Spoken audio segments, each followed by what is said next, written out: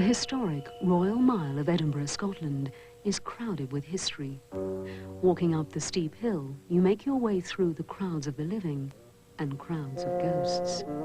And it's no different at this place, a pub near the top of the hill, where tourists and locals begin pouring in long before noon, where the bartenders pour deep into the night. The tavern is called Deacon Brodies, renamed for a customer of the place, a man whose life was immortalized by another bar patron, a man, they say, still hangs around 200 years after his death.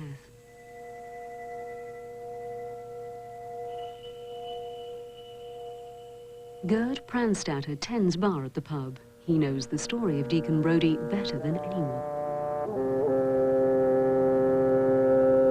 Deacon Brodie, he was William Brodie, son of William Brodie, born across the road from the pub.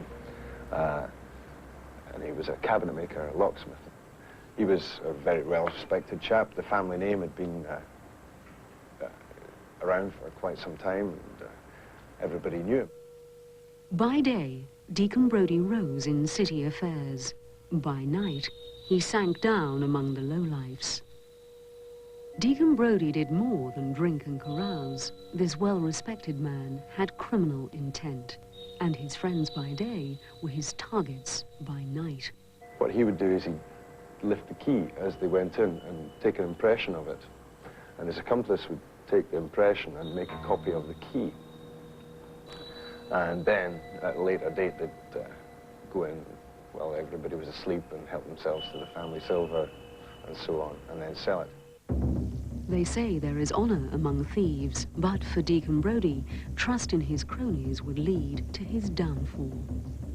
Unfortunately for William Brodie, Deacon Brodie, his accomplice turned him in to the authorities of the day for, no doubt, some reward, and he ended up on a sticky wicket down by St Giles Cathedral, getting his neck stretched. Deacon Brodie was sentenced to die in a manner that hung with irony, for this locksmith had helped design the same gallows from which he'd swing. There is a story which suggests that he didn't actually die on that, but I don't personally believe it. They say he was fitted by some of his friends with a special neck brace, which took the force of the fall as he went through the gallows, and he was whisked away very, very swiftly. He was reportedly seen in Amsterdam some years later. I don't believe it, but some do.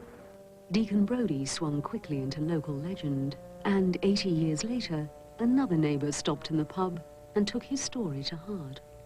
Robert Louis Stevenson was a poor writer. He went home that night and began to work on a book. The story with the two diverse sides of Brodie's nature, the very respectable and the downright disrespectable, inspired him to write The Strange Case of Dr. Jekyll and Mr. Hyde, which is basically the same. Jekyll and Hyde were Deacon Brodie, basically. Very bad. Not bad, nice indeed.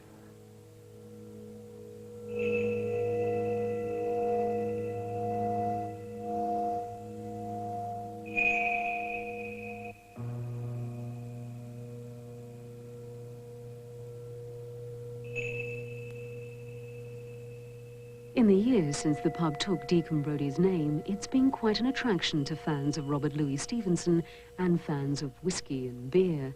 In this place, Deacon Brodie lives. And that's why the pub owners keep one Brodie story to themselves, because the Deacon may be more alive than they'd care or like to admit.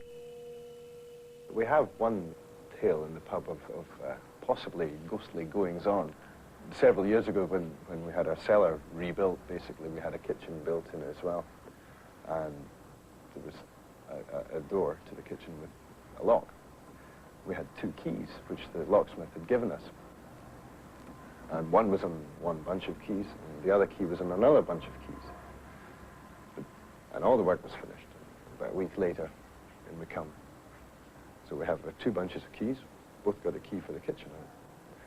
And we go down to the kitchen, and lo and behold, there's a key in the lock as well, third key, which nobody had ever asked for, nobody had ever wanted. But we put it down to the ghost of Deacon Brody being a locksmith and giving us a key to our kitchen. So it's very nice of him, and we thank him.